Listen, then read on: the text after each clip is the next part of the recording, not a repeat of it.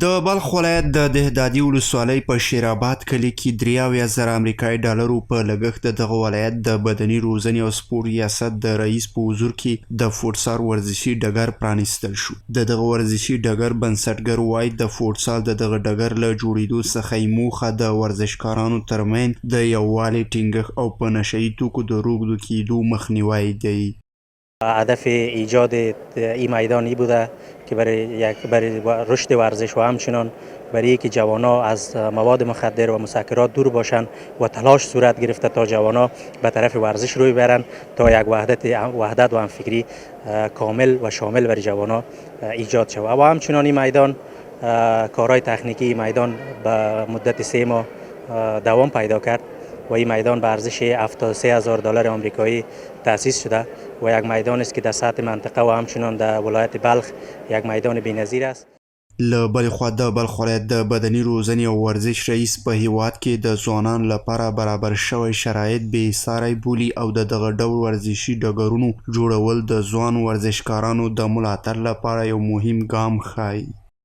خوشحاله یم چې نن په داسې یو میدان کې موږ تاسې را د یو میدان افتتاح کوو. نوی جوړ شوی دی. الحمدلله ورزش ډېر پرمختګ کړی دی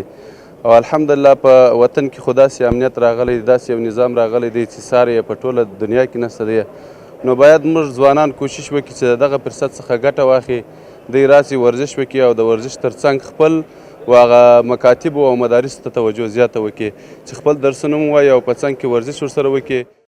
همدارنګه د بلخ ولایت د شیرآباد کلي اوسیدونکي ټینګار کوي چې د یو معیاري سپورتي ډګر نشتوالی له دې وړاندې په دغه کلي کې د ورزشکارانو پر وړاندې له مهمو ننګونو څخه بلل کېده.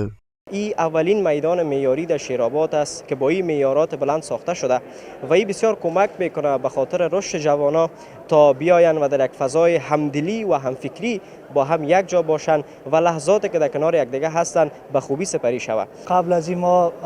برای از اینکه میخواستیم اوقات خود به ورزش سپری کنیم، ورزش داشته باشیم، فوتبال بازی کنیم، ما مجبور بودیم که یک مساحت طولانی را طی میکردیم که یک میدان استاندارد و معیاری پیدا شود در اونجا بازی کنیم، یا هم میدانهای خاکه بود که از لحاظ سیو یا بر ما چندان زمینش مساعد نبود. و حالا الحمدلله با ایجاد چنین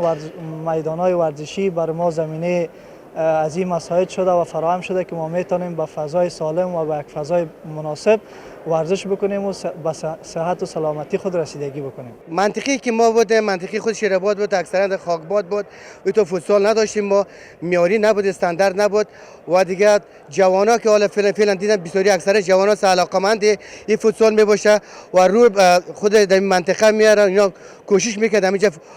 فوتبال کنه، این ورزش تندرستی انسان میباشه.